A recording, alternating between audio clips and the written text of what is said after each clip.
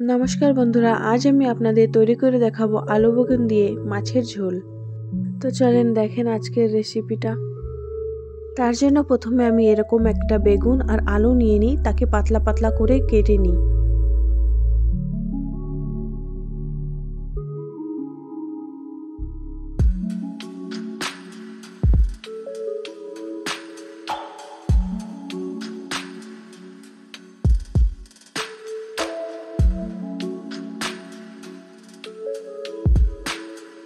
আলু এবং বেগুনটা ঠিক এইভাবে পাতলা পাতলা করে লম্বা করে কেটে নেবেন।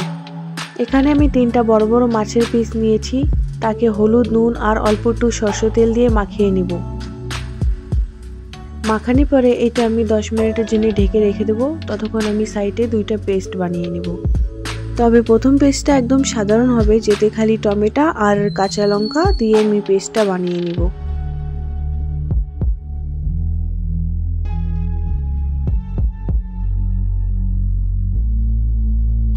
পরের পেস্টটার জন্য আমি আদাটাকে ভালো করে সাফ করে কুচিয়ে নিই।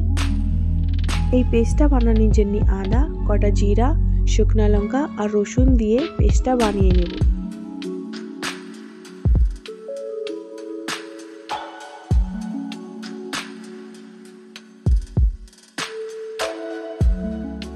এখন আমি কড়াইতে তেলটা গরম করে মাছটাকে ভেজে নিব।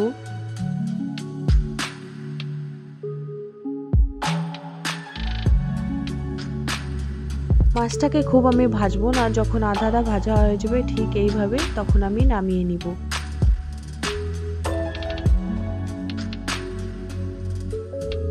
এখন আমি আলু আর বেগুনটাকে ভেজে নিব।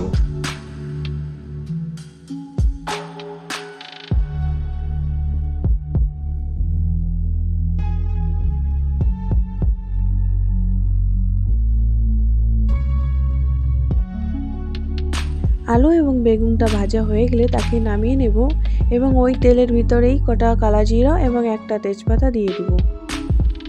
জিরা ফুটে আসলেই তার মধ্যে দিয়ে দেব টমেটোর আর কাঁচা লঙ্কার পেস্টটা। অল্প হলুদ দিয়ে পেস্টটাকে ভালো মতন ভেজে নেব। টমেটোর কাঁচা গন্ধ চলে গেলে আমি পরের পেস্টটা দিয়ে দিব। তারপরে সাধারণ মতন ধনিয়ার গুঁড়ি এবং জিরার গুঁড়ি দিয়ে দেব।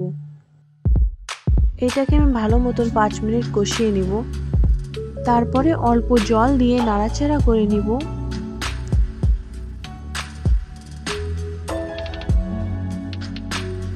এখন আমি নুন দিয়ে আলু বেগুনটাকে কষিয়ে নিব। আলু বেগুন দিয়ে 5 মিনিট খুব ভালো মতন কষিয়ে নিব। কষাটা হয়ে গেলে আমি পরিমাণ মতন জল দিয়ে দেব। তারপর ফুটে আসলেই আমি এর ভিতরে মাছ দিয়ে দেব।